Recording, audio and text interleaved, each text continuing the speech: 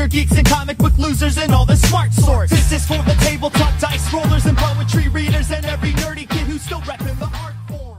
Welcome to AcomicSpot episode 5. I'm your host Antonio. My co-host Julian can't be here this week, but with me is a very special guest, Luke Porter.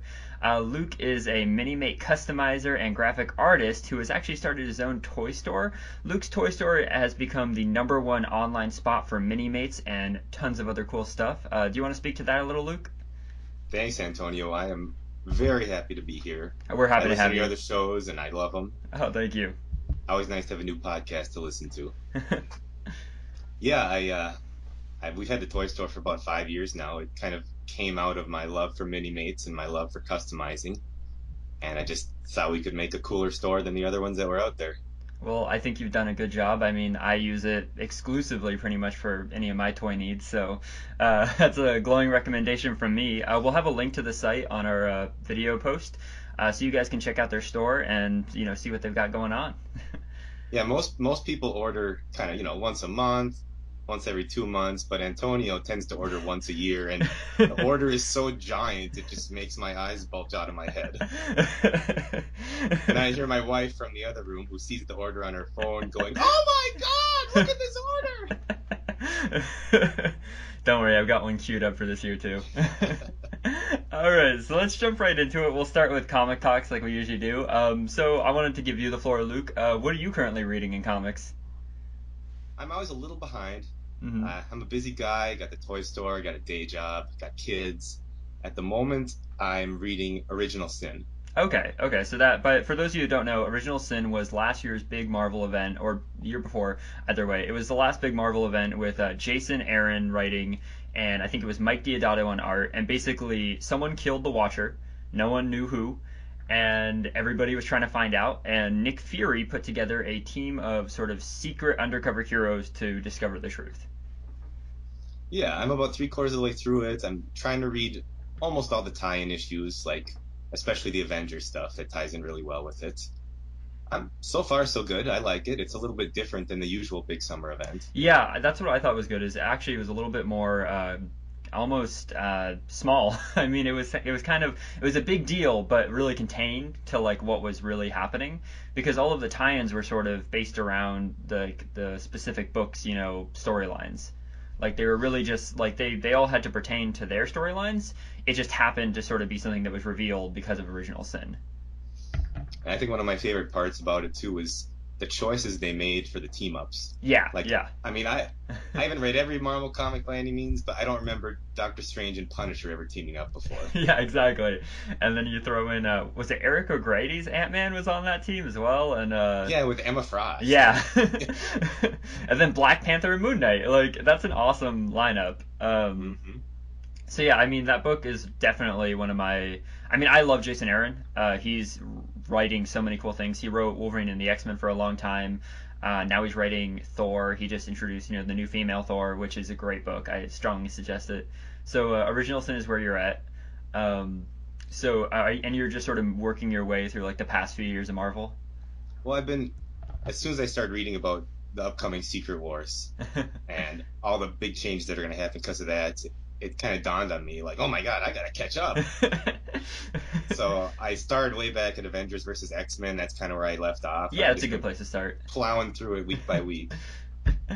Avengers versus X-Men. I mean, a lot of the writers at Marvel have been saying, with Secret Wars coming and Jonathan Hickman's sort of master plan coming, into the puzzle pieces sort of coming together, they said it sort of began with the debris that was left behind with Avengers versus X-Men. So it's always a good place to sort of jump in. And then what's great is that with Secret Wars, we're going to get all these new readers jumping in, right at that point. So with Secret Wars, I want to talk about that a little. So you've been reading Jonathan Hickman's Avengers, right? Yes, I have. Okay, I think I'm up to about issue 34, something like that. Yeah, I think you said you're on the Original Sin tie-in for that as well? Exactly. Okay, which by the way is an awesome tie-in with I think Lennel Yu on art. It's really cool. So I just want to talk a little bit about Secret Wars and like all of the new titles they've been debuting, and I mean really what I like about it is, and we've talked about this almost every episode, but that Marvel's really pushing for diversity and new characters and new stories, and I mean that's important to me just because it's things I haven't read before as someone, as a reader, and then for people, who have never seen a character like them on the cover of a comic, it's important to them. Um, have you seen any series that you're specifically excited for? Not specifically. I see a lot of hate on the internet about the whole thing about, Yeah, oh, Marvel's rebooting and they're yeah. starting from scratch, and I've I'm had to. excited about it. Yeah, I'm I think excited. And I I mean, think I've had to change is a explain to good so many thing. people, it's not exactly a reboot. They're not, Right. sacrificing things. They're just moving forward and building on new things. But yeah, I mean, the internet is always a very heated place. And I see um, so many complaints that all these big events happen and nothing changes for real. oh There's no yeah. long standing changes. But Mm. I feel like ever since Civil War, there's Yeah. been permanent changes after every event. Yeah, I mean maybe just because the sheer amount of events that they start to feel that way, but if you're reading comics every week, you see it. Like maybe it only lasts for a year, but for someone reading comics every week, that's a big deal. That's a year of your life that, things were different. And I mean, what more can you ask for? Yeah, um, exactly. yeah. So speaking to a little bit of the new series Marvel's been unrolling, last week there was a new book called Silk.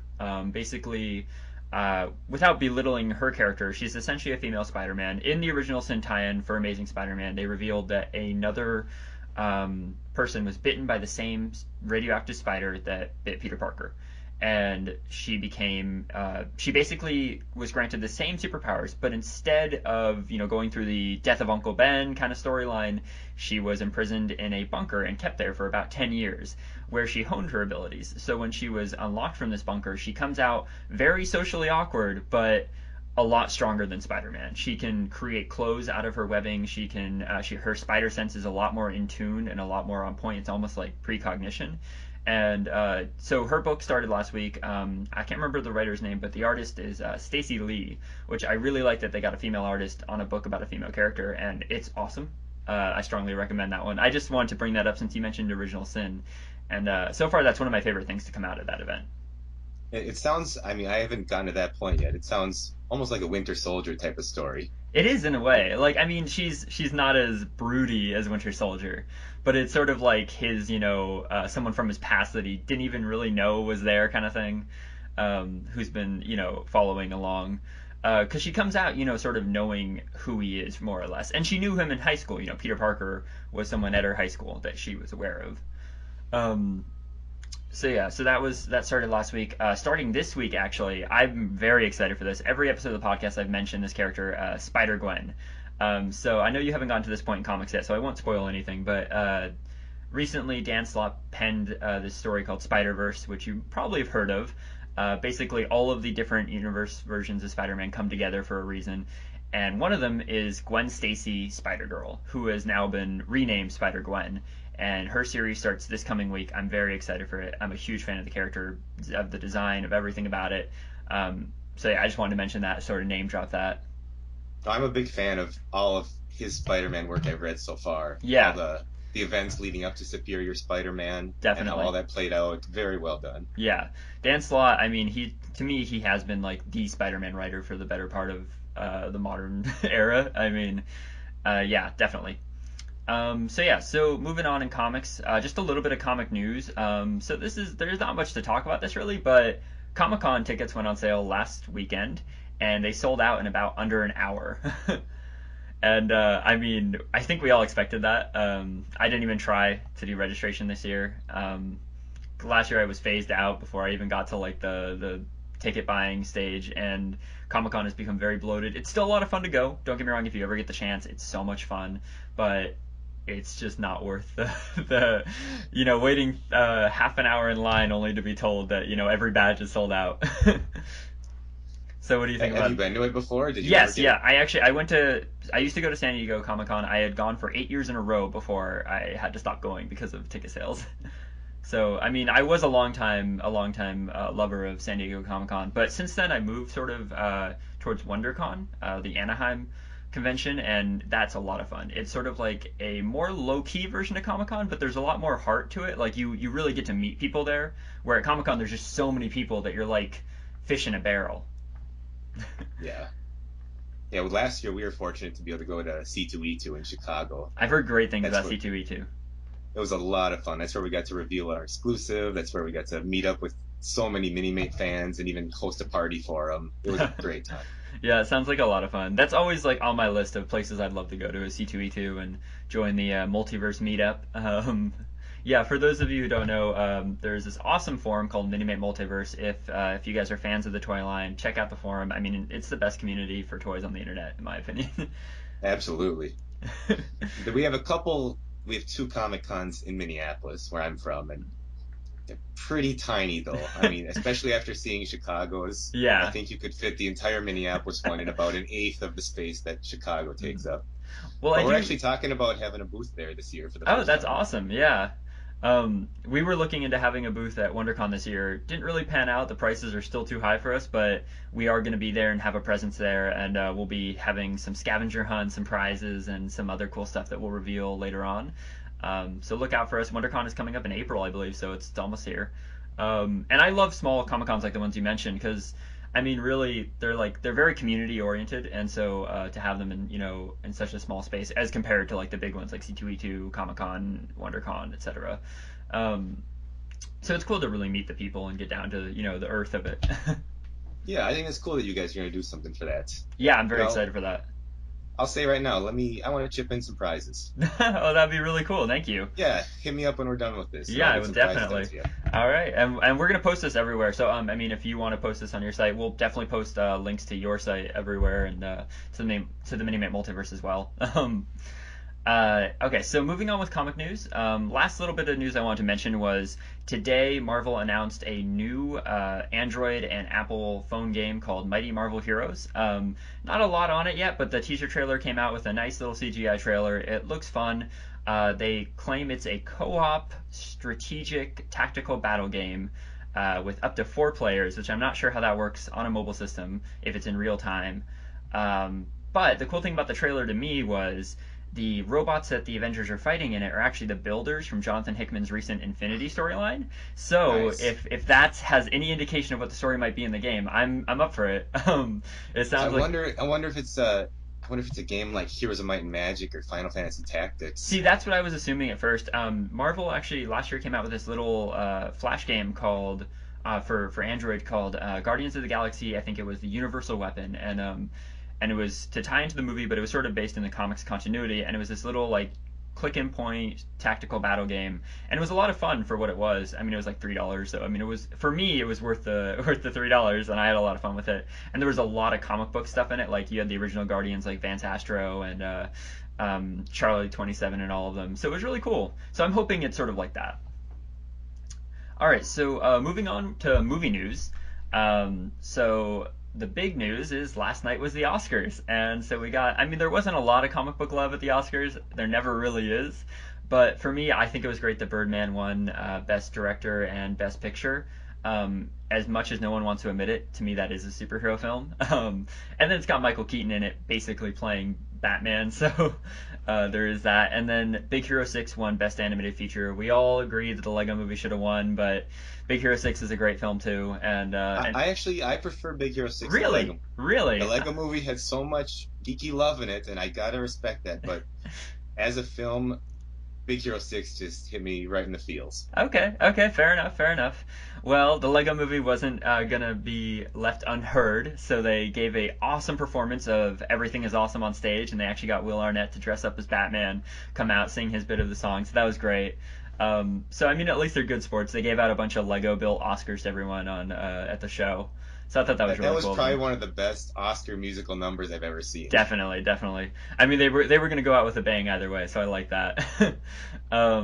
A little bit more at the Oscars. Chris Pratt talked a little bit about Indiana Jones, saying that it's nothing until it's something. It's not confirmed that he's going to be the new Indiana Jones.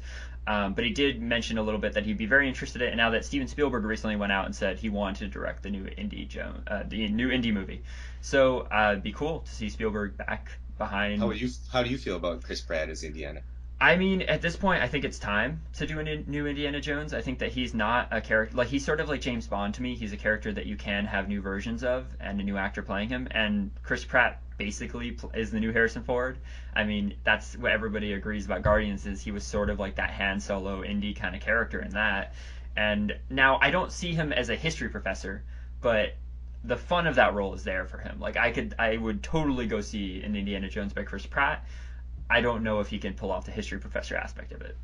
That's exactly where I run into trouble with it. Is Yeah. obviously he can do the action, he's charming, but it's just he's not scholarly or doesn't come Yeah. across that so far. And maybe this will be the movie to change our minds on that. So I mean, that's what I'm excited about, is to see if he does get this role. Hopefully, it'll expand his sort of acting range. I Um, think in Jurassic Park World he's supposed to play more of a scholarly character, so we'll kind of see, see how that pans out. I heard that, but then you watch the trailer, and like his line is, "What kind of dinosaur did you cook up in there?" And it's like, all right, Yeah. super scholarly there.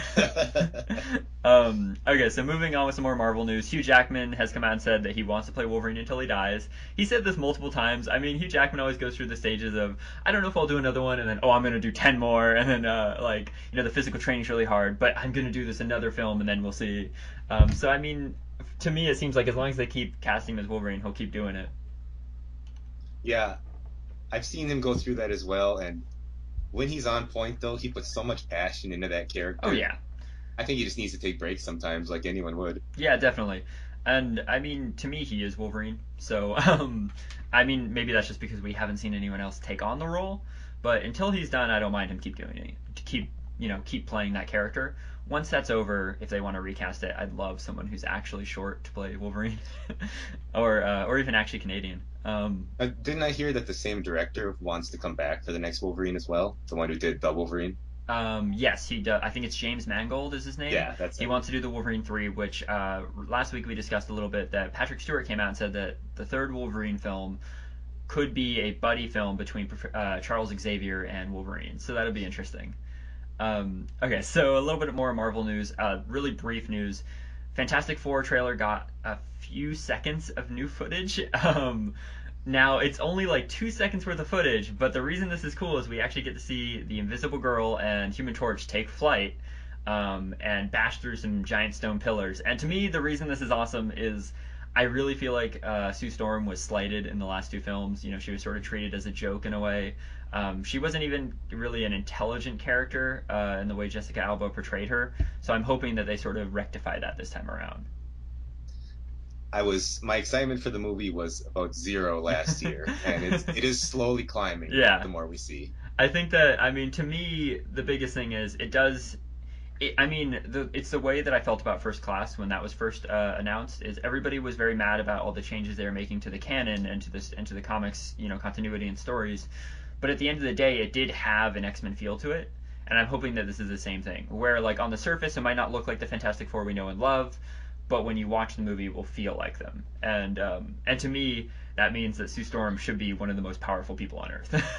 So Absolutely. yeah, so I'm hoping we see I that. just got done reading one of the Avengers or one of the Fantastic Four comics where she takes on the Avengers by herself. Yeah, it's Pretty very much cool. just kicks everyone's ass. Yeah, I always liked her character, so I'm excited to see more of her in the films.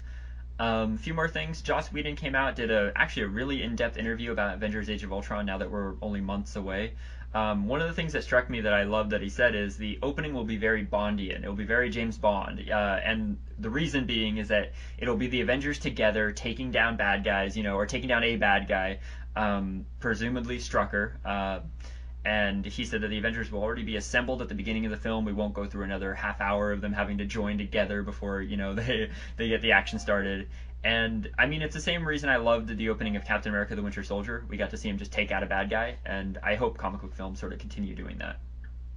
It's nice to hear. There's so much. We know so much that's coming out after Age of Ultron. Yeah. There's so many huge announcements after that I almost feel like Age of Ultron isn't quite even getting the press that it should. It really isn't. I mean, and it's funny to me, like, first of all, Scarlet Witch and Wanda have been on all of the posters and all the trailers and have gotten, like, zero toys, where, like, the Vision has gotten so many, like, promo images and such, but we haven't even seen him in the film. Like, any of the trailers or even just a screenshot of him in the film or on set or anything. So it's really interesting how they're doing that. I'm hoping that it works out for them in the sense that we won't have seen everything by the time the film comes out. But I really don't know what to think at this point. Either way, it's Joss Whedon and Marvel, so I expect it to be good.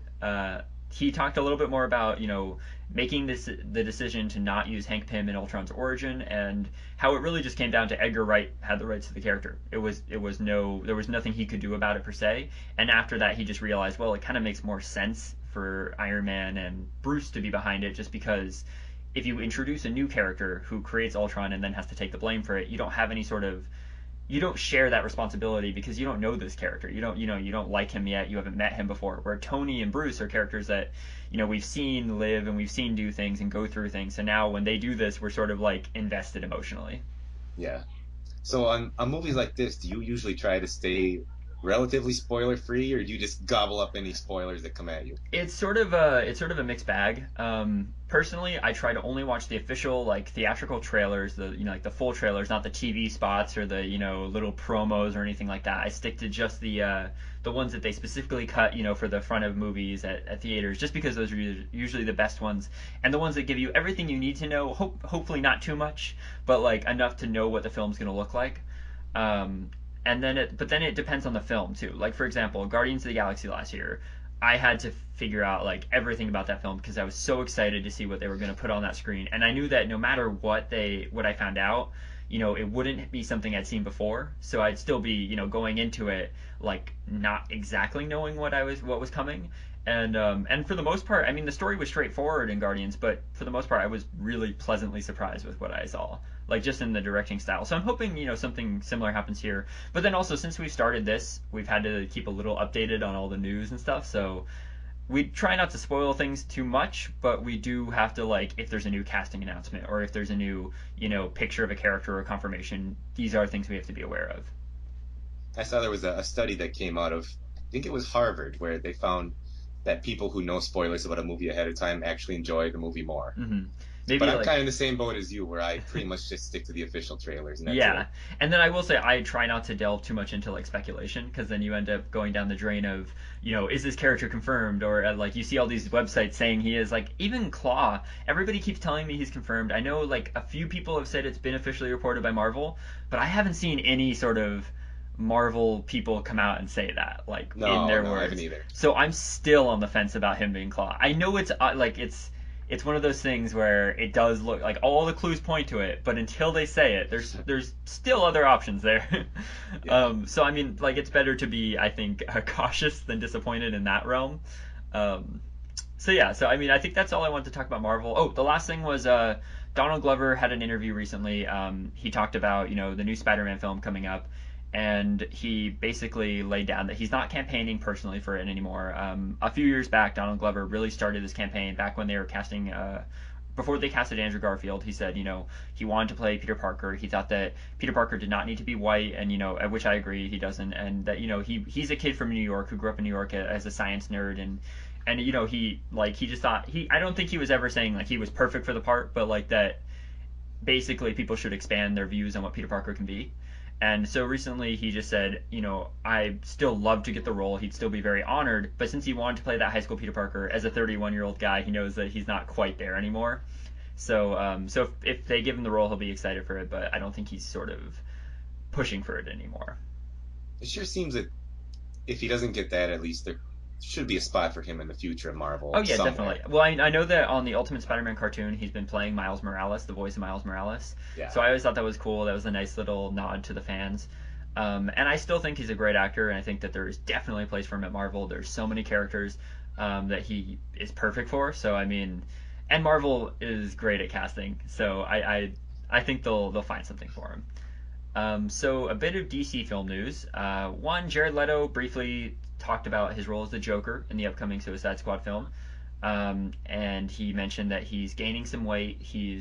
Which is interesting because we all thought that Joker would be quite skinny, but I guess he's going to gain some muscle on top of that. And he mentioned that he's looking at Joker as sort of a Shakespearean character, which is, I think, appropriate.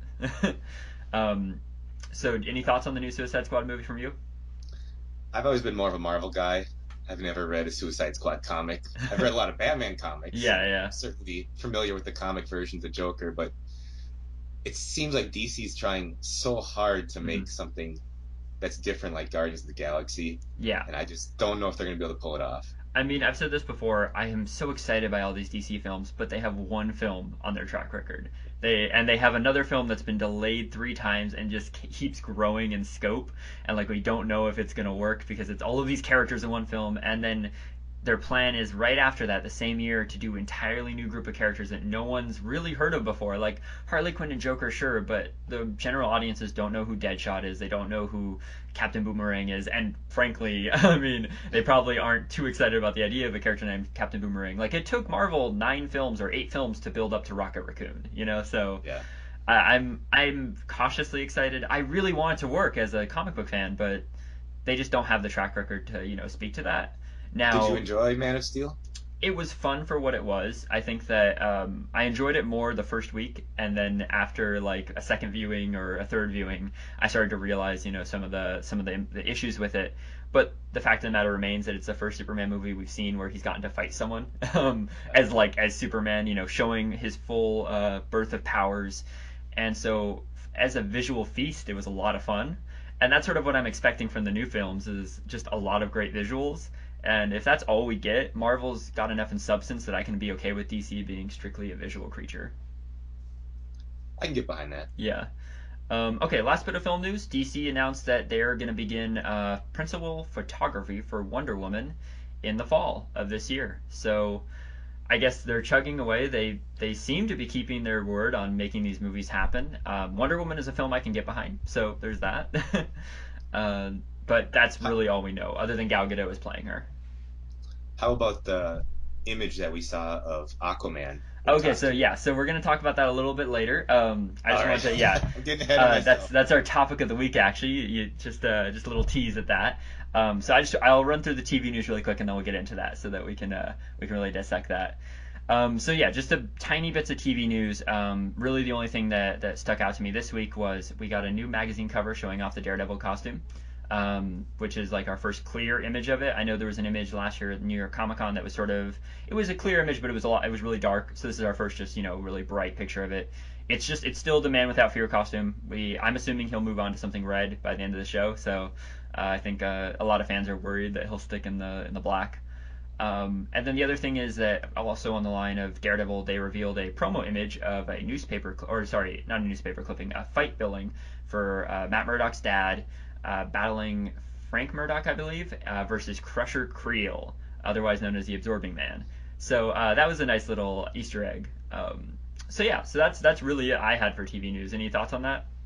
I'm glad they're doing that costume first. Yeah, Most Marvel films and have that hero moment where they transform into a hero, and doing it through a costume change is obviously one great way to do it. Yeah, definitely. I mean, Marvel has been known for like their attention to detail in their costumes. Like they've always put the extra work in. I mean, the Iron Man movies each have like 3 armors that he goes through. Captain America at least goes through 2 costumes a movie. Like they never take their costumes lightly. So I don't think this will be an exception. I think that we'll at least see 2 or 3 costumes. We've got 13 hours of content here. They have a lot of time to do what they want with it. Like you said, the biggest topic of last week in my mind was we got a bomb dropped on us when Zack Snyder on Twitter revealed the first image of Jason Momoa as Aquaman. So that is our topic of the week this week, Aquaman. So let's get right into that. Let's start with the costume. I mean, it's Aquaman. We get to see Aquaman. How cool is that? I was kind of... Part of me said, wow, that's closer to Aquaman than I thought it would be. Yeah. And another part of me said, that looks a little like Game of Thrones. I mean... That's kind of where I was at when I first saw it. That's where everyone seems to be. I mean, the biggest thing is it is Jason Momoa. He did play Khal Drogo. No matter what, as long as he's wearing something sort of fantasy-based, I think it's going to scream Game of Thrones. Just because it's in our heads that, like, that's Khal Drogo. That's Khal Drogo dressed up as Aquaman. So, like... and I don't think that's a bad thing. Like... I don't think anyone could have realistically expected orange spandex shirt with some scales on it. Yeah, definitely. Spandex tights. I mean, to me, the best thing about it is when you look closely at the costume, there's so many like nods to the comics in a way that's made practical. Like you have his gold armor from like the 90s, but it's also sort of an homage to him having the orange scale shirt in the comics. And then like his tattoos that are direct, reference to his scale pattern. I thought that was really cool, and sort of brought the Atlantean culture to him. I thought that was cool. Yeah. And you can see a little bit of his lower body. The Yeah. image was desaturated, but it looked like it was a little bit green. Yeah, I wanted to speak to that. So when I posted the image on our Instagram, _comic_spot, I sort of heightened up some of the colors. And now, to be fair, until we see like an official desaturated photo or resaturated photo, I guess, it does seem like he's wearing some green pants, and I think that's pretty cool. I am assuming that there'll be like green plated armor or something along those lines. I do love that he's got the Aquaman signature belt buckle. Like it's just the comic logo. Like that's so cool to me that they didn't mess with that. He's got the A. It's really cool. That was nice to see. Yeah. And I know I saw some people complaining that that's not really a trident. That's 5 points on it, and that doesn't bother me. I think he has a 5-pointed trident in the comics currently too. There you go. It just looks really cool. Yeah, exactly. I don't think, and like Aquaman was never really known for. I mean, he had a trident, obviously, but it wasn't like his signature weapon or anything like that. Like he mainly relied on his fists and talking to fish. So, so I mean, like I don't mind whatever trident they came up with him. So. A little bit more about the costume. I mean, obviously the biggest change is it's Jason Momoa, who is not white, not blonde, which I think is really cool. To me, that's more in line with what Atlantis should feel like, with its like sort of Greek roots and stuff. So a New Zealander sort of makes more sense to me. But I mean, obviously there is the story that he is half human. So do you think that they'll approach that at all in the film, or do you think he's gonna be full-blood Atlantean?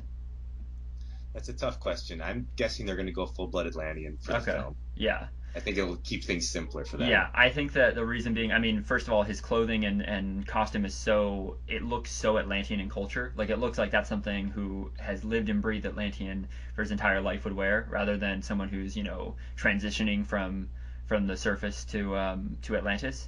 I still think they might keep his roots of being half human, but maybe he was adopted by Atlantis at like a very early age, as opposed to in the comics where he discovers it in adulthood. I'm glad they made him look so wild also. Oh yeah, because for so many years in the comics he just looked like a supermodel. Definitely. I definitely see a lot of 90s Aquaman in there. Like I'm half expecting him to lose his hand halfway through the movie and gain a hook hand of sorts. That would be amazing. Yeah, it'd be very cool. So a few more things just about the costume itself. Okay, so actually not about the costume, but about the image. So it's got the tagline "Unite the Seven." And so there's been a few trains of thought on that. Some people have said the seven seas because he is the king of the sea, and the line that Zack Snyder tweeted with was "There is only one true king." But a lot of comic book nerds have been thinking 7 Justice League members unite the 7. That was my theory. Do you have any of yours? That's absolutely what jumped to my mind right away. Is 7 Justice League members, and then I started running through my head trying to figure out who all 7 would be. Yeah, I'm thinking the New 52 Justice League. Everything sort of points to that. We've got Superman, Batman, and Wonder Woman already. Now we've got Aquaman. There's rumors that we've got Cyborg signed up for a film. So Flash, Green Lantern are sort of the logical next steps. It feels like they wouldn't put Martian Manhunter in right away. Yeah. I mean, that's Martian Manhunter, especially with already having one alien hero and then 2 other heroes who are from worlds that are not our own, like Wonder Woman and Aquaman, and then having Green Lantern already have to explain a whole nother sort of side of the space. I think that Martian Manhunter, while he could appear in the DC Cinematic Universe for sure, probably won't be in the first wave of Justice League. Right. But then again, we do know that Shazam is getting his own film, and he is another character who is going to require a lot of explaining and a lot of story context.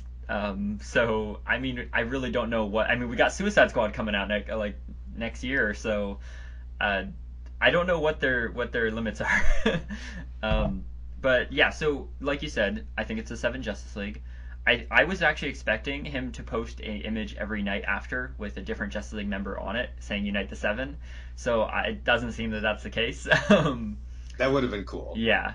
Just because it does seem like that sort of type of teaser poster where you'd see a bunch of them, unite the 7, then you'd see 7 of them, and you'd sort of get an idea of it. But obviously we haven't seen, we have no casting information on Green Lantern, and the Flash is still very far away.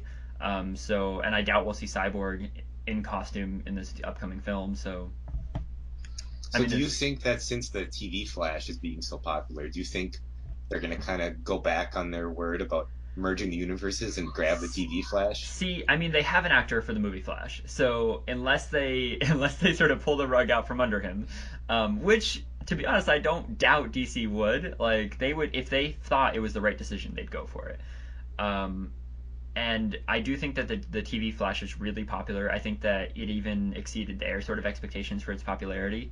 And not that they didn't want it to be good, just that they weren't sure how this would strike a chord with people because it is very comic booky. I know that you haven't gotten a chance to watch it. I really think you'd love it because it's so comic booky. Like there's so many superheroes and characters in it that they really like could not have done.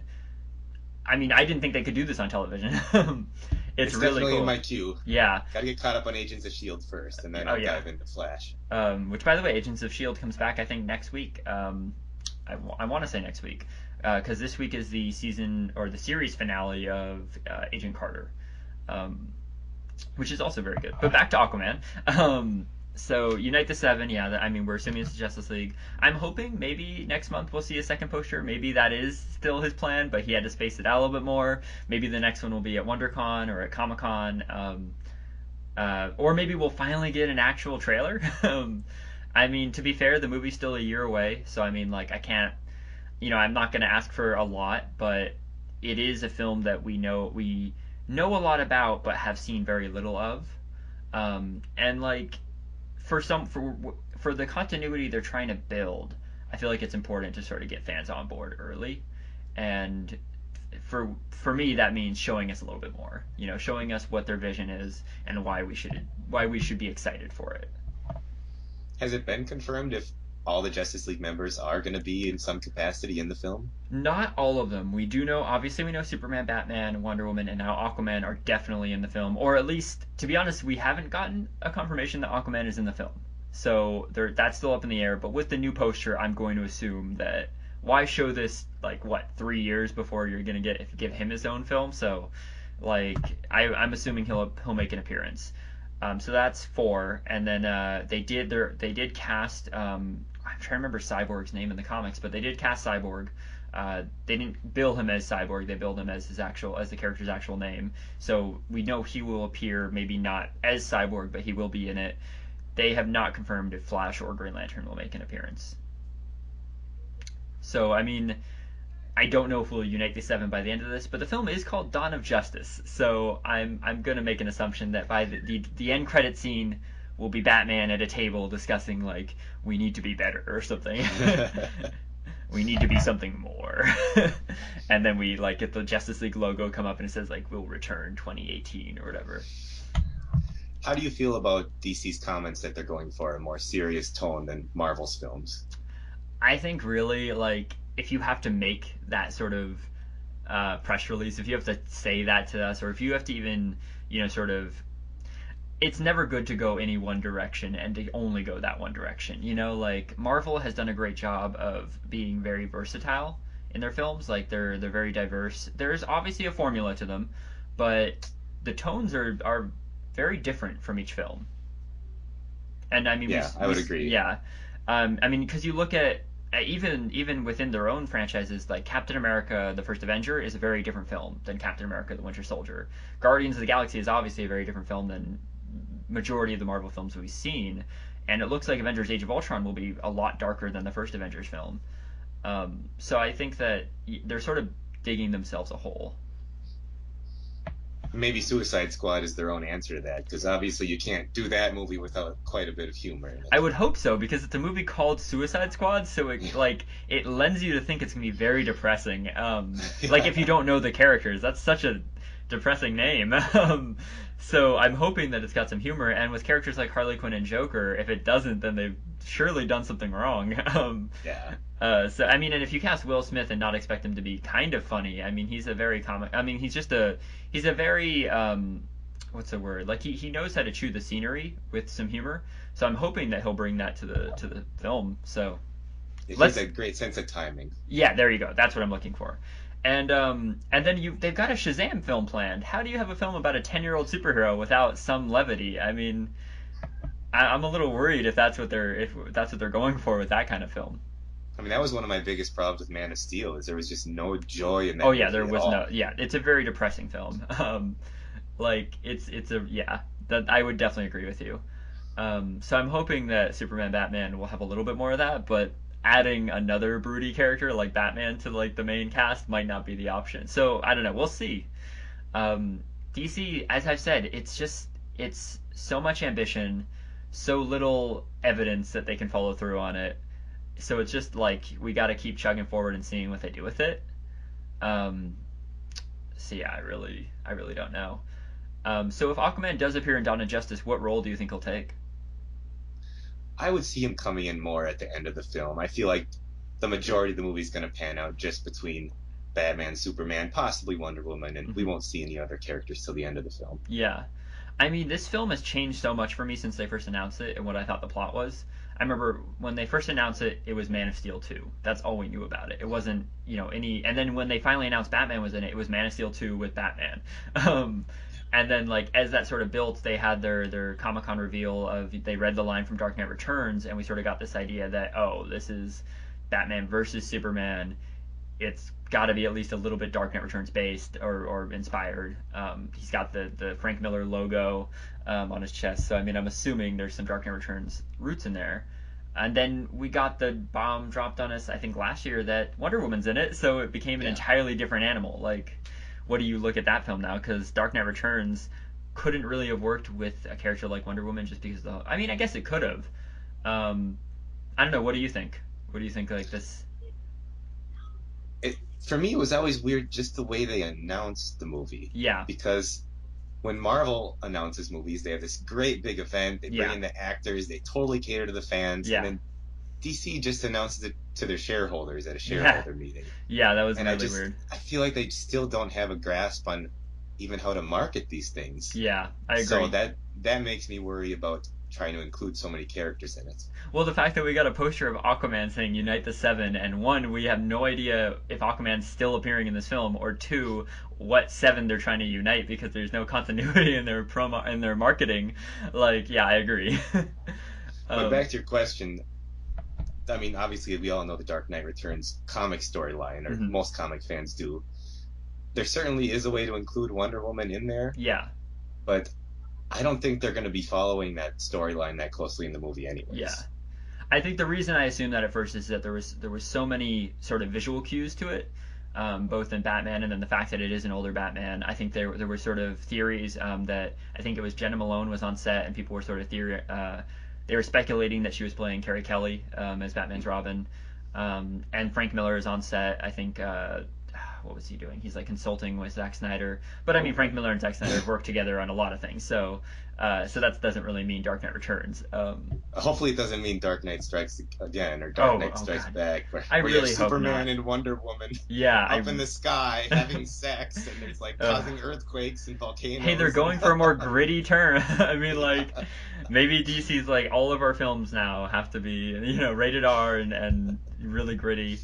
Um, yeah, my thoughts is that Aquaman will appear throughout the film. He won't make himself known to Batman or Superman or even Wonder Woman. Actually, originally my theory was maybe Aquaman and Wonder Woman will be sort of cut from the same cloth. Like, obviously Themyscira is different than Atlantis, but they are both, sort of mythological Greek cities, and so maybe there's a connection between the two of them. And now that we've seen them, there is some like similarities. Now, to be fair, everyone in this movie looked really dark and gritty, and does have that sort of continuity across the board. But these two specifically, they look a little bit more in line with each other.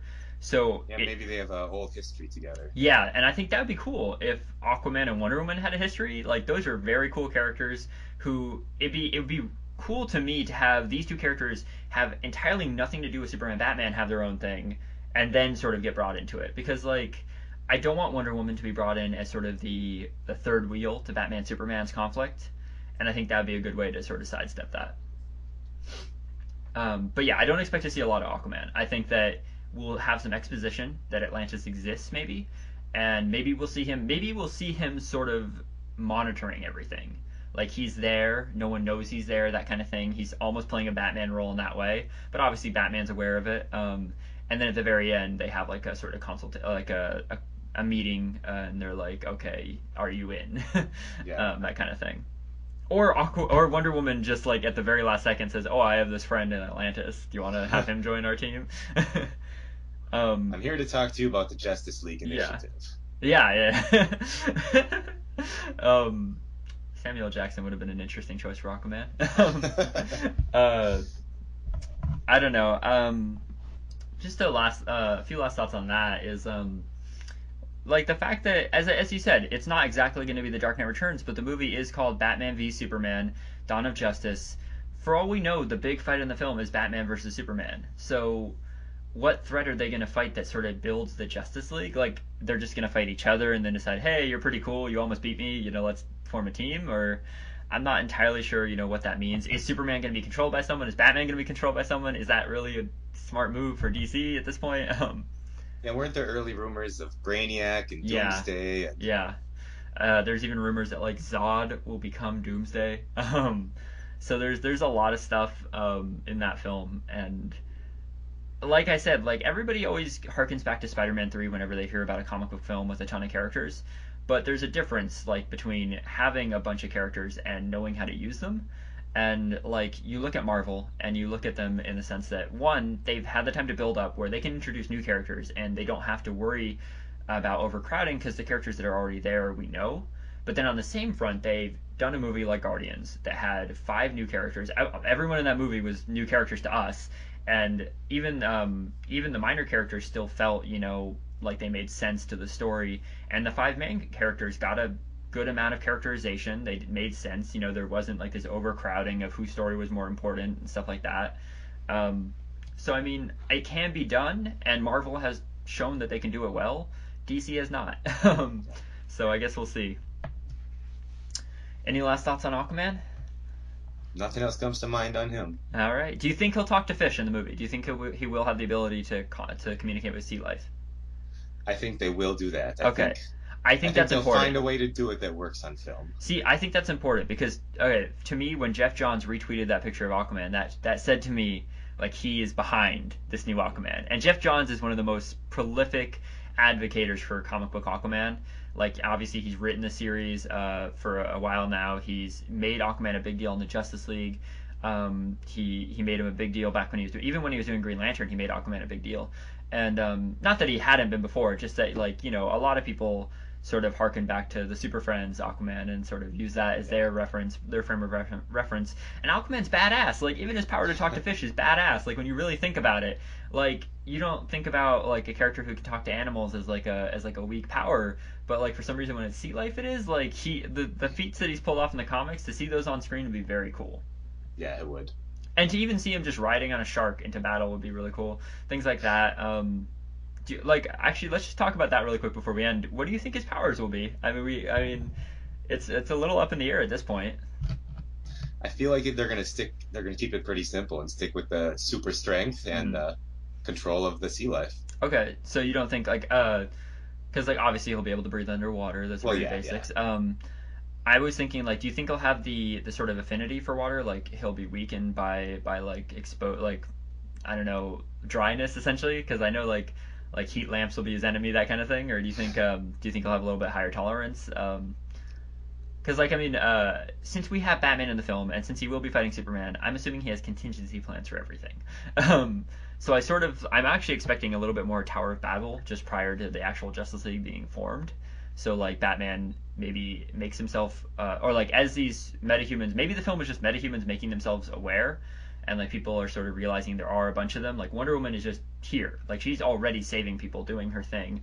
Aquaman is just here doing his thing, and that's when Batman sort of steps in and says, "You started something, Clark, and we have to be prepared for what that's going to mean." So I'm assuming that we'll see some weaknesses of these characters as well. It would make sense if they have a weakness, and there's always that point with super strong characters in movie that you throw them through 40 walls and then you throw them through that 41st wall and then suddenly they're all tuckered out. Exactly, yeah. And the fact that we have Aquaman, Wonder Woman, and Superman, who are 3 of the heaviest hitters in DC, like, people forget that Aquaman can stand toe to toe with Superman in the water. Like, he's pretty on par with him. Wonder Woman has and can beat Superman. and then you have Batman in the corner, like he's got to have a way to win. So I'm excited to see what they do with the Sea Life as well.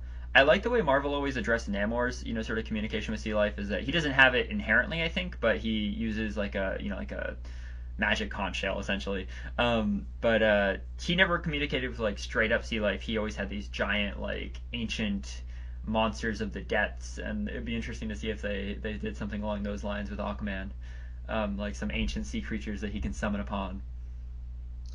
I could see them doing that for the cinematic effect of it. Yeah, I mean, exactly. Like that maybe feels like something in his Snyder. own film. Yeah, yeah. So yeah, I think that's pretty much it for Aquaman.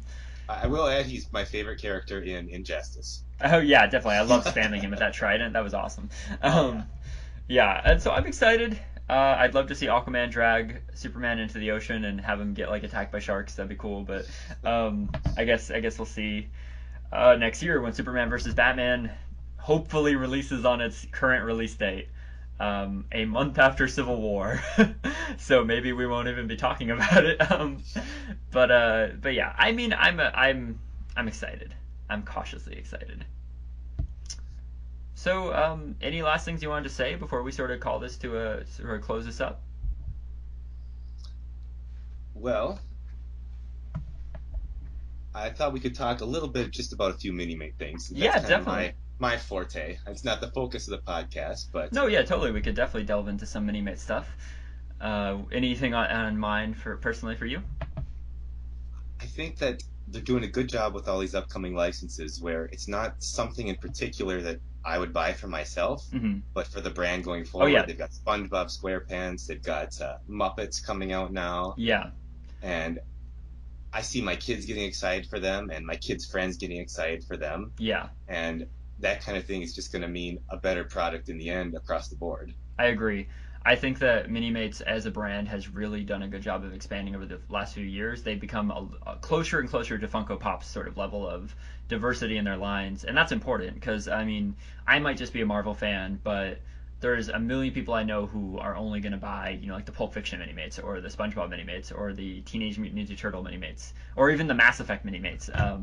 Like that alone is a huge market, and like with the new Dragon Age Minimates coming out that no one's talking about, but I mean I think that's a huge door to another can of awesome toys. And I think once those actually get released, there's going to be a whole lot of people talking about them. Oh yeah, definitely.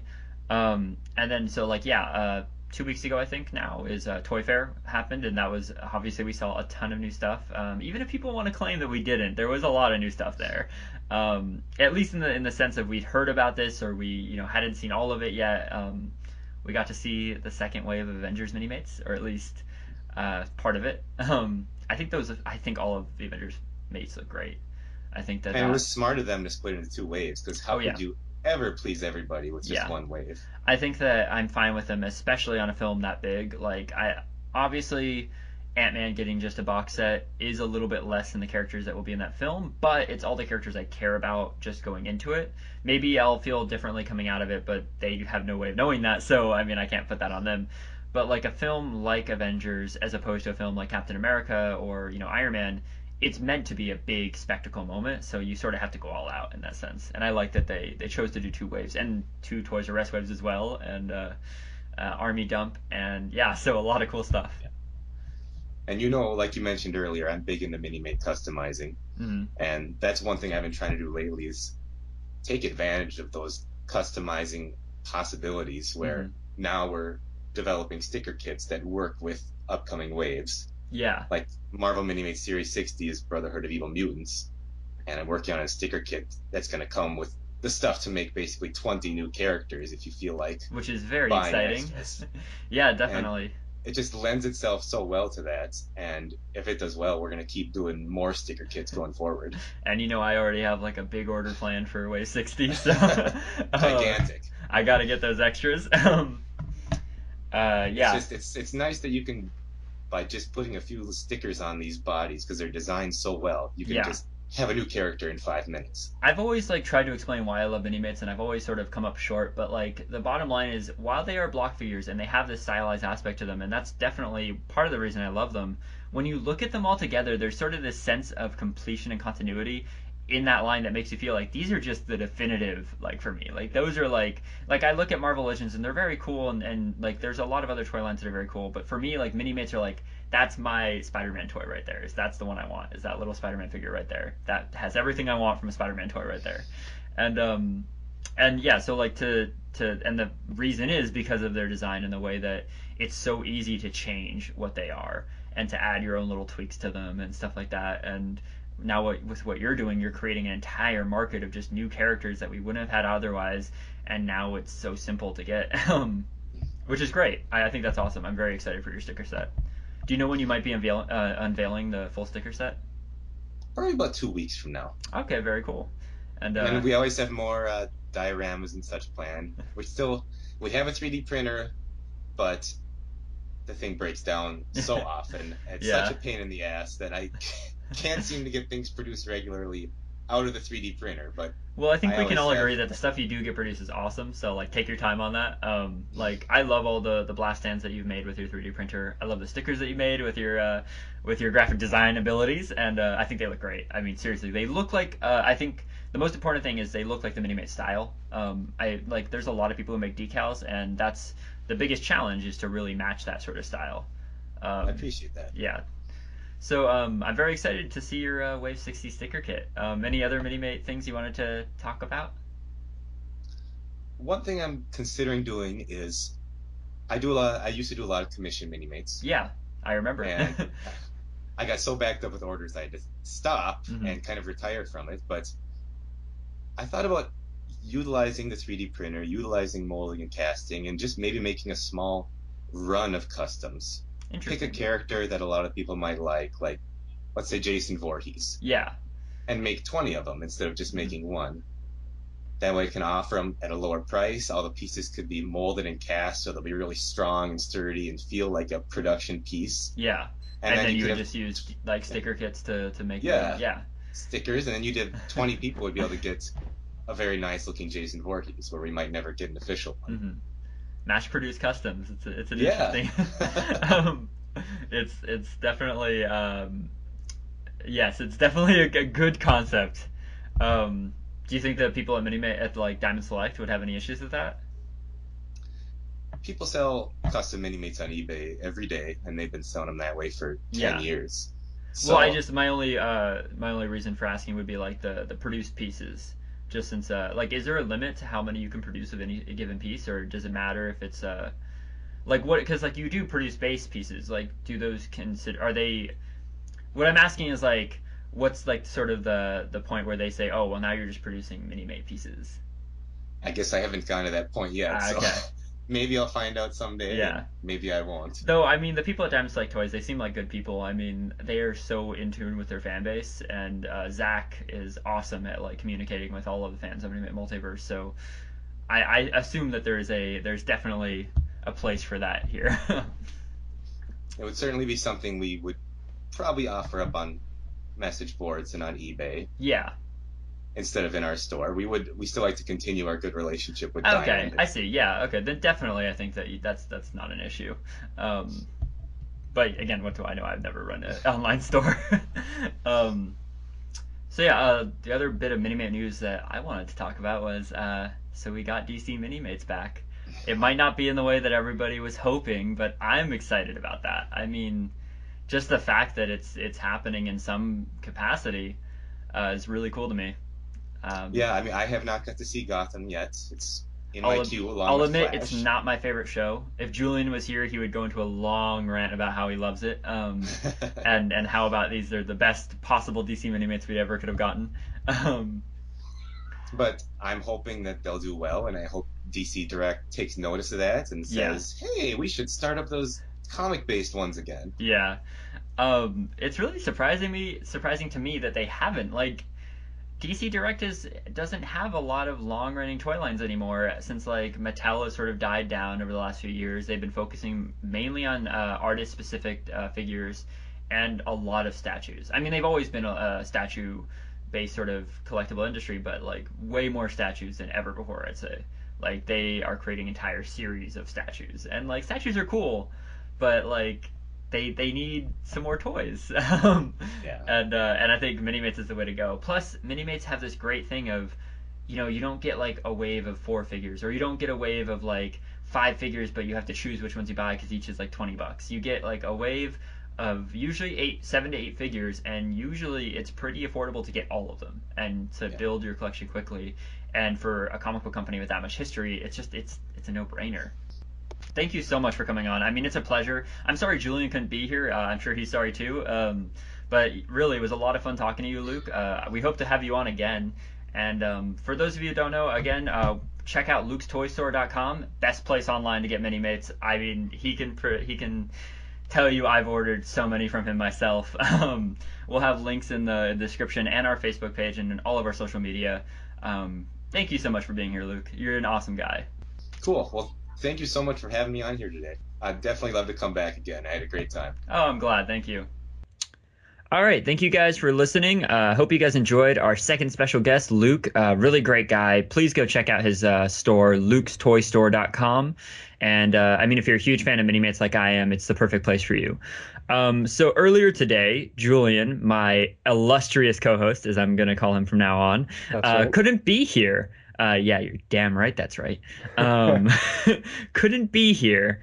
Because I don't know, he was what were you doing? Stopping a mutant rebellion or saving a planet from destruction? I don't know. Whatever. Either way, I'm sure it was very important, and that's why you. No, I just couldn't get Skype open. Skype was not working for at least 3 hours, and I know that Luke had a certain time frame that he had to record, and there's just no way that I could miss it. Well, no, there's no way. There was no way that I could have fucking recorded at all. Just all right. Shit wasn't working. We'll give you this once. Shut up. All right, so Julian's here now, and so Luke asked if we could refrain from talking about certain things, namely The Flash, because he's been wanting to watch it a lot, and I just can't do that. So now that he's gone, me and Julian are going to have a nice, lengthy discussion about everything in TV. Now, I had a fucking... for those who have seen Flash, the last Flash episode...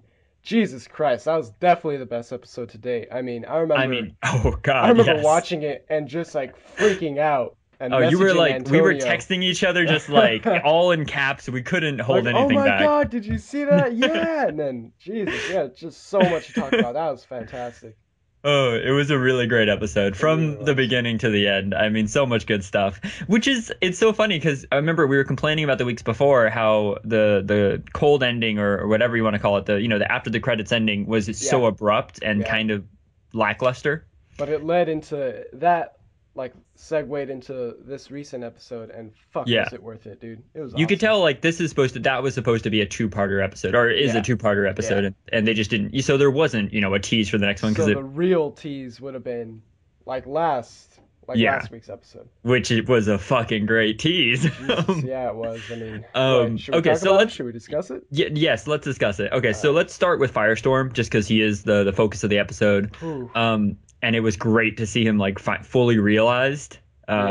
Finally, I mean, we've been pretty much waiting all season now. They started it pretty early on. I think it was the second or third episode that we sort of, got the story of Ronnie Raymond. Yeah. And we've been waiting since then. We've seen the Burning Man, and then it was around the episode with it was episode 9, I think, with the Reverse Flash that we finally got to see him do something, which was awesome. We got to see him fly, and now here we get just like in the comics too. It's super. It's weird how accurate. It's so it's scary. He's got the fire hair. He pushes the flames in the ground. It's crazy. And this week's episode, we get to see. So last week, they were dealing with the problem that Martin Stein and Ronnie Amell were going nuclear. And this week, we realized that they just needed to they did indeed separate. And using the Firestorm harness, or whatever they're calling it, harness that looks like the one in the comics, they are able to now fuse with and be able to re-separate. Yeah, they can fuse, they could separate at will, and so it's awesome.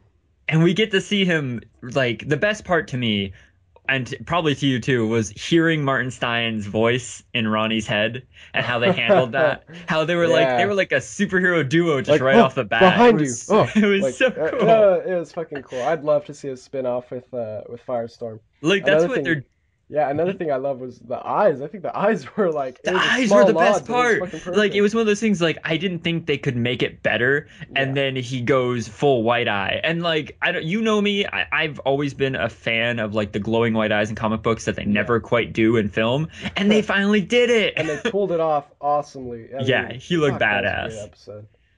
It was scary, but in a good way. Like, Yeah, this guy is intimidating. And with the short hair, the flame head looked way more like the comics because it wasn't as like surrounding his head as it was when he had the longer hair. yeah. Do you think we're gonna get his like his not classic costume? Because I don't want to see like the puffy red I fucking want those shoulder sleeves. pads. Yeah. Do you think we're gonna see like a form of that costume or what? I definitely think so. I mean, in the same vein that, the Flash's costume even has evolved a little bit over time, and Arrow's costume has definitely evolved over time. And with what the Atom looks like, right off the bat, I Yeah. would imagine that superhero costumes are on their way for everyone. Yeah. And I remember back when they were talking about Arrow season 3, and in regards to the Flash, and even Arrow season 2, the creators were really saying by the end of this season, season 3, I mean, there's going to be a league of sorts. There will be some sort of, maybe not necessarily they're all assigned to each other and they always will re-team up, but there will be a moment of like, we There'll have a be team. this group of heroes stopping Yeah. this threat. Yeah. And right now that seems like Green Arrow, the Flash, Black Canary, the Atom, and now Firestorm. Yeah. I hope Arsenal isn't on that team actually.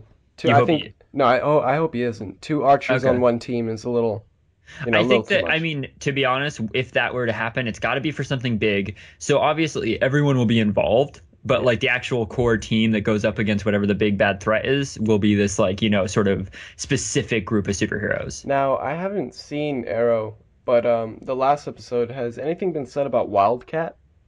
Okay, so Wildcat, as far as we know, he's still in the hospital. And the thing that kind of pissed me off is like, he was the only dude who like laid some shit on Brick. Like he softened him up more than anyone could. Yeah. And then he was like beat to pulp. And like, okay, so everybody claims that he's still alive. We didn't see him die. It didn't seem like he was dead. But I don't think we saw him in the hospital. I don't think Laurel has gone to speak with him since, on camera at least. Yeah. So I don't know what's going on with him. But I think that once he's back in shape, once you let it back into your life, it's sort of a hard door to close. Yeah, he's gonna. I think he'll be a badass member on Yeah. said TV Justice League.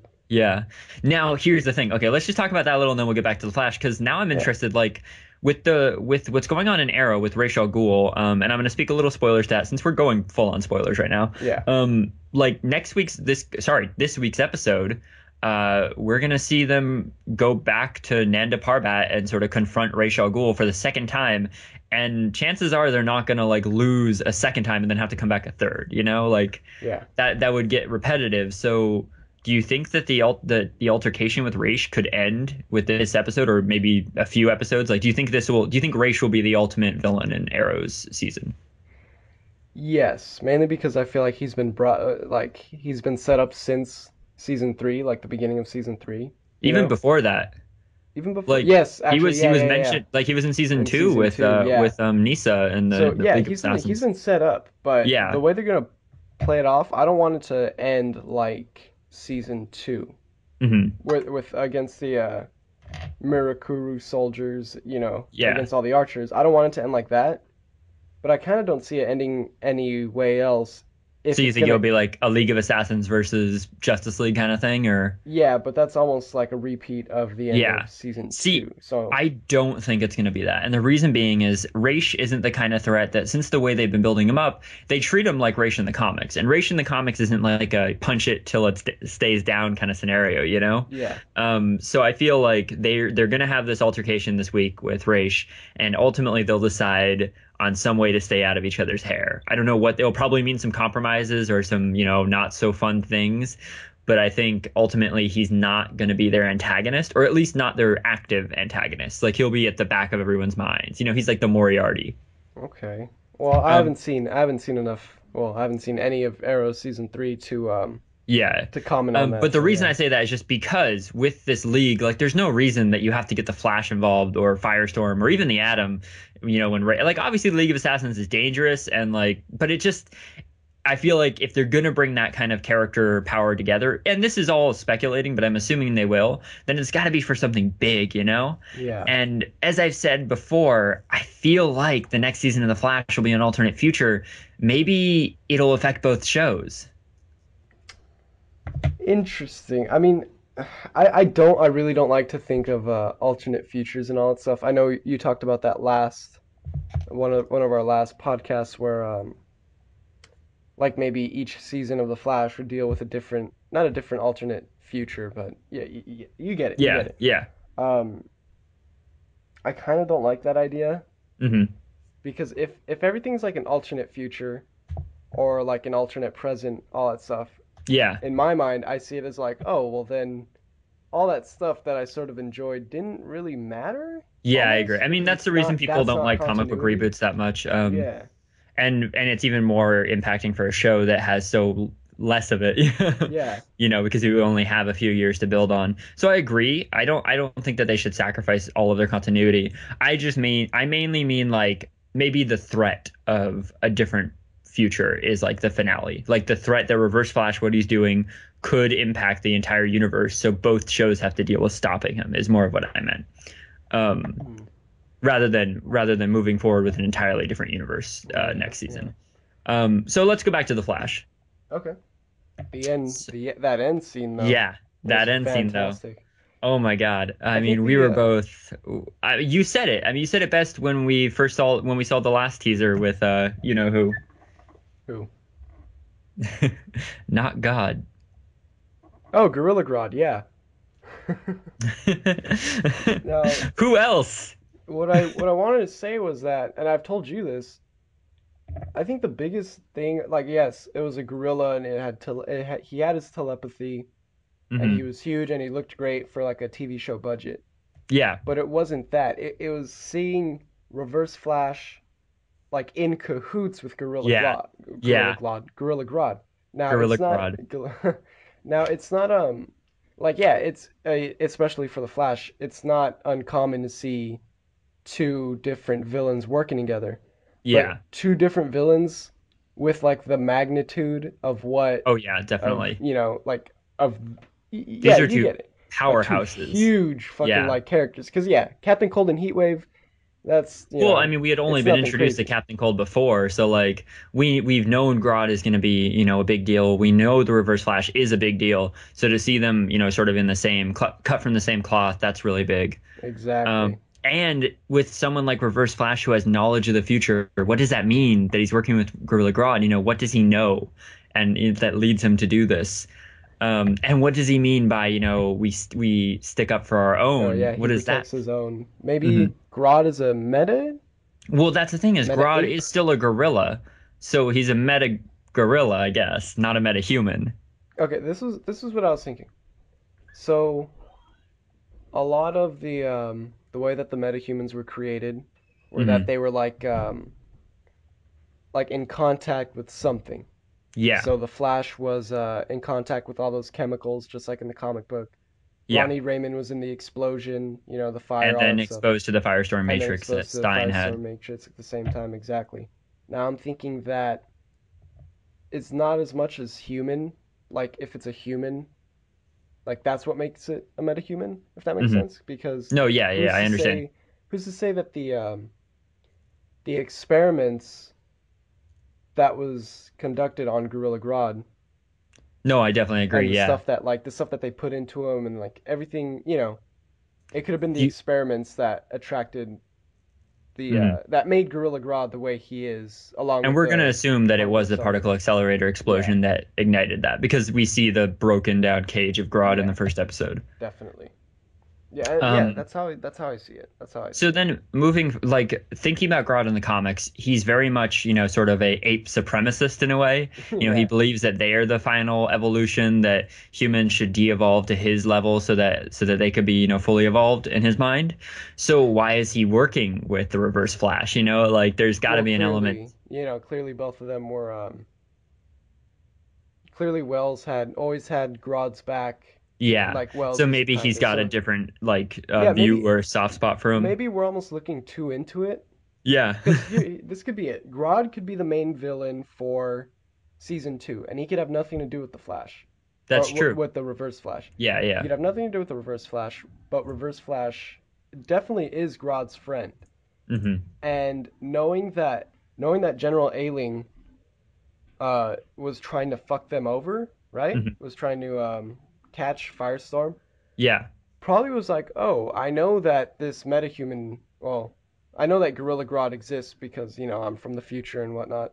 I know Yeah. that he exists, so I'll just have Gorilla Grodd deal with him, and that'll be that. Yeah. There doesn't necessarily have to Well, be it a seems to connection. me like okay, so here's where it gets dicey All right. because we're still assuming Wells is from the future because we don't quite know that or has knowledge from the future. We do know he has knowledge of the future, but I'm Yeah. still assuming he's from the future. Um, and so to me, like the entire time he's trying to set up the Flash to be the best he can be, and to me that means helping put him against villains who will test him by Yeah. building the Reverse Flash as an identity.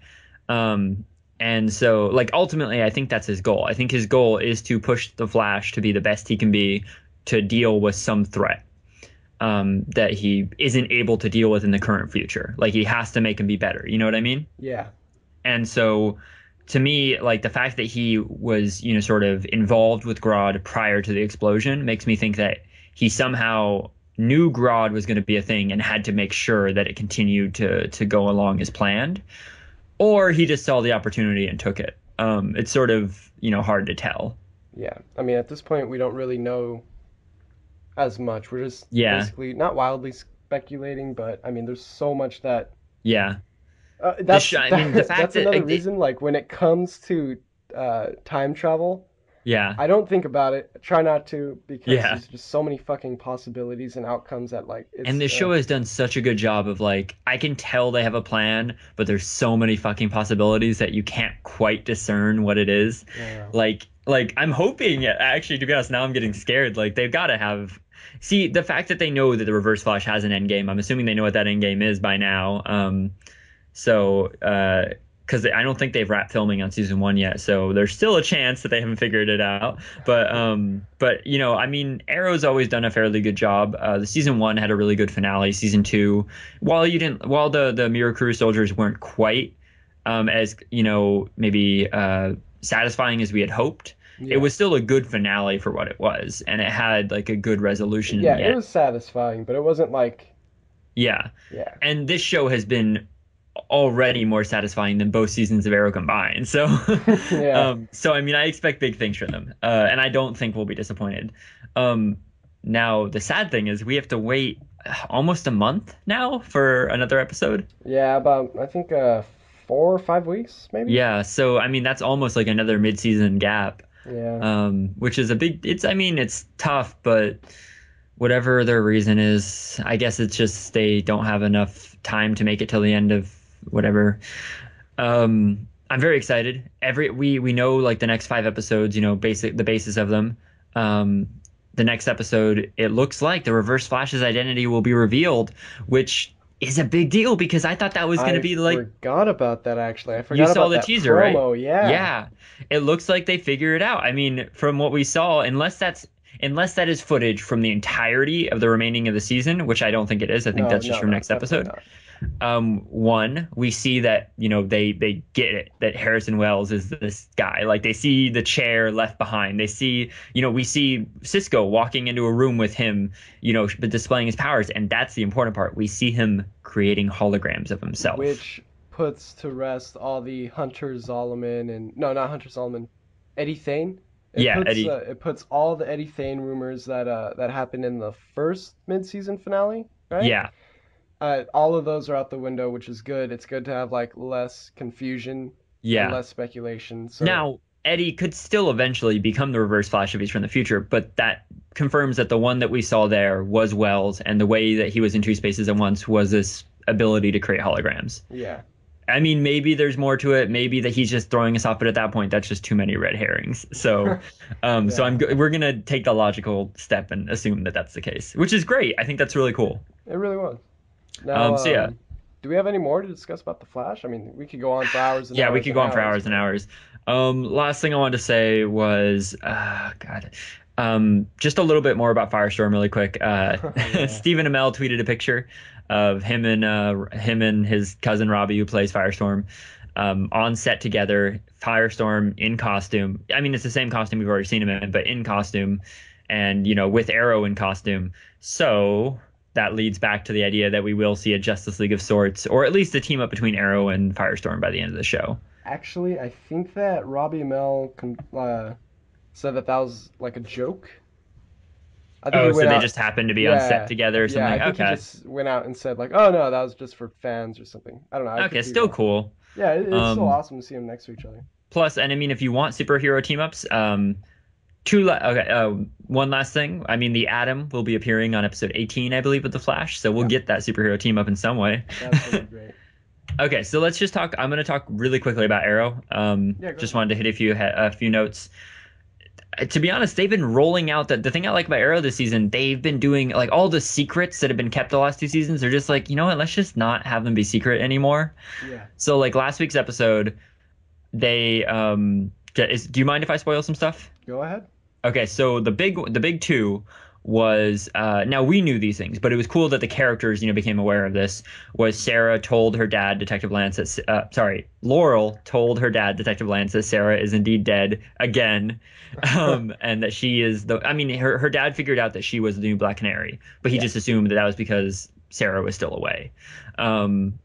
And so it was this really heartbreaking moment of like her dad saying, I'm not going to be the same mess I was the first time because I've, dealt with this and I know I can't let myself go down that path, Yeah. but I can't deal with you anymore. Like you have broken the trust between us. And like, it's true. Like she kind of just should have told him, but it was sad. The other thing is that the episode mainly focuses on Oliver and Thea on Nanda Parbat. Sorry, not Nanda Parbat, Lian Yu, the island that he was originally stranded on. And just to make things better, Malcolm Merlyn, who told them they should go to the island to sort of bond and become stronger, releases Slade Wilson from prison to force them to be better. And of course, at that point, Thea realizes that Malcolm Merlyn is a monster and she can't, side with him at all. So Malcolm is a bad guy. I mean, not in the, like he's still on their side, but he does this to force them to be better. Now that's not a smart move, but it led to some cool scenes. We got to see Manu Bennett again as Slade, which was great because I love him as Slade. He is such a great Slade Wilson. There was this like they were talking about Slade was trying to escape the island, and I honestly hoped that he would, just for the sake of we'd hear about Deathstroke doing stuff out in the world He'd again. most likely swim back to fucking Right? swim his way all the way to what is it, Starling City? Yeah, but like I was hoping at this point, I mean, he did his plan. Like obviously it didn't work and he'll eventually try again. Yeah. But I kind of just want him to build his strength again by going out and being Deathstroke from the comics, being an assassin, becoming like the most wanted on Argus's list, and then eventually having to deal with the Suicide Squad would be cool. But yeah, so we got to see Slade, but then the biggest little nugget of information was the biggest little nugget biggest, smallest, tiniest, largest nugget.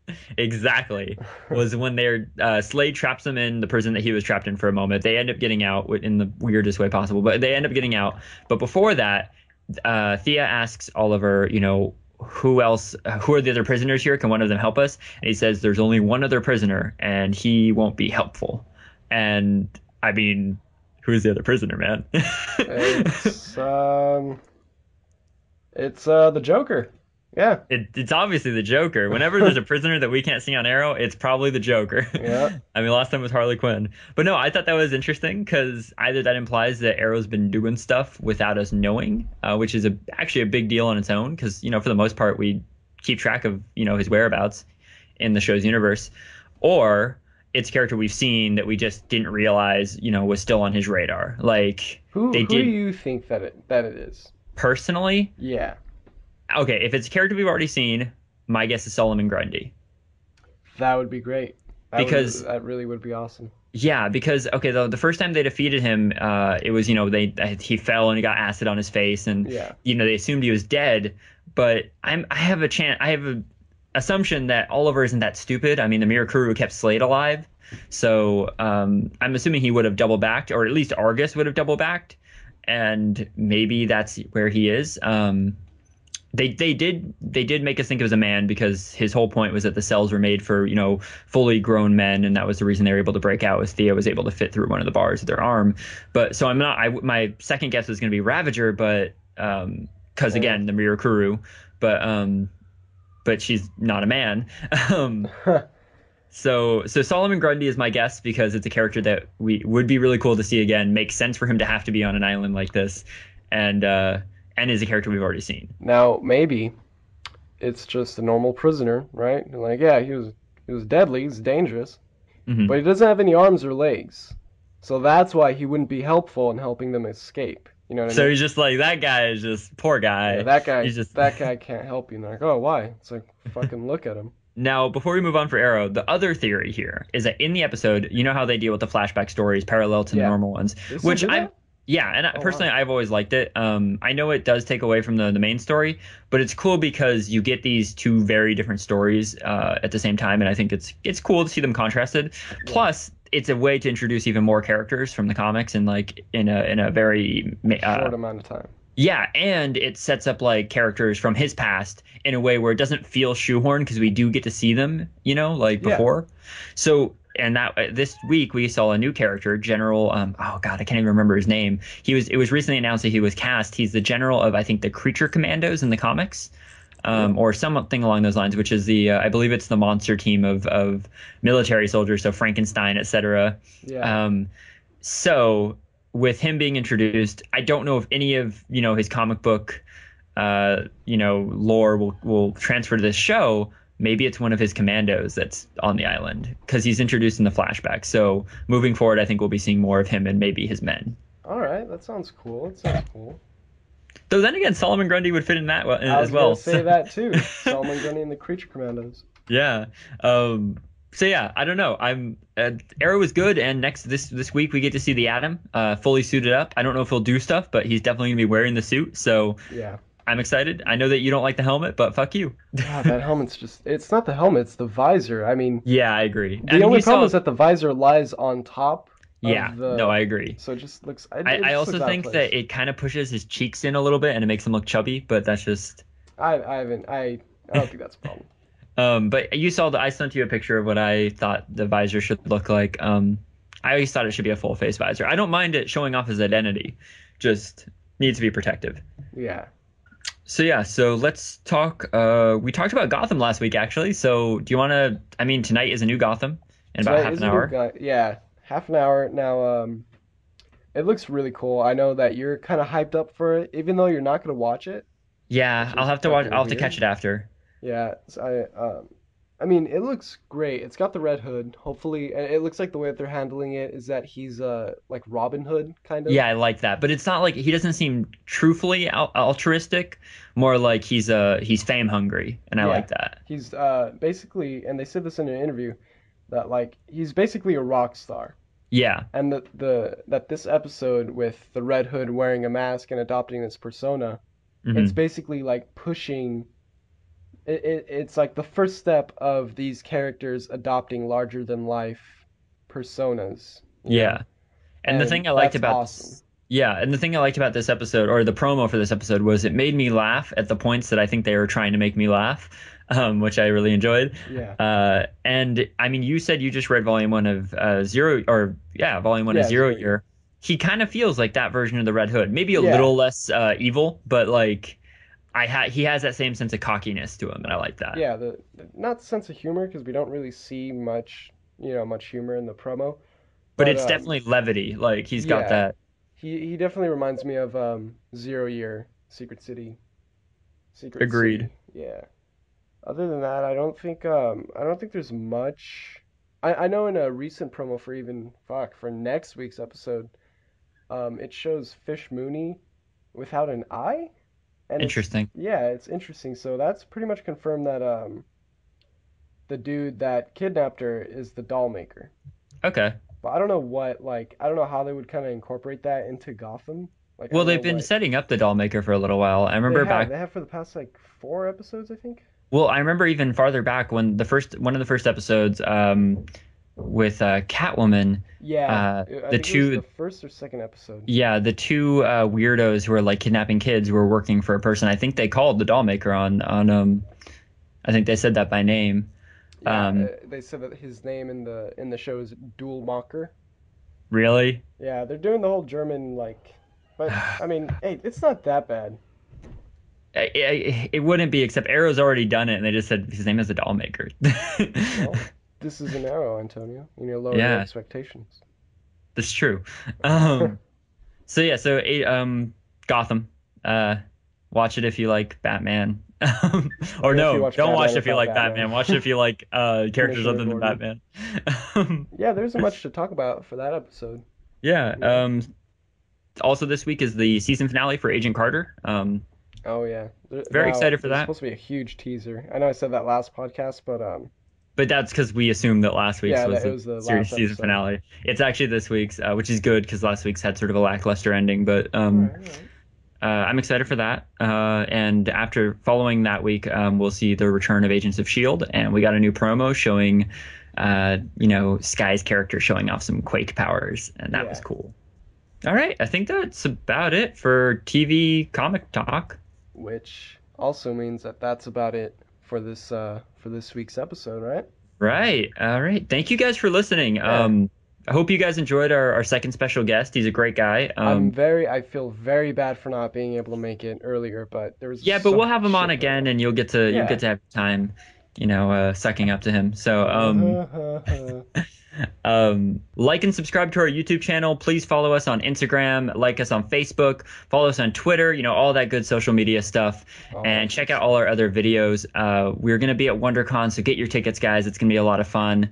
And other than that, we are looking for a third co-host. We are. We will really be are. posting a sort of flyer on our Facebook page, so check that out. And if you see it at a local comic Facebook book store, page. I mean, yeah, real life comic book stores, fucking game Yeah. store, like everywhere we can. We need a third host. yes. So thank you guys for listening. Have a great night. So listen up, here's what the core can do for you.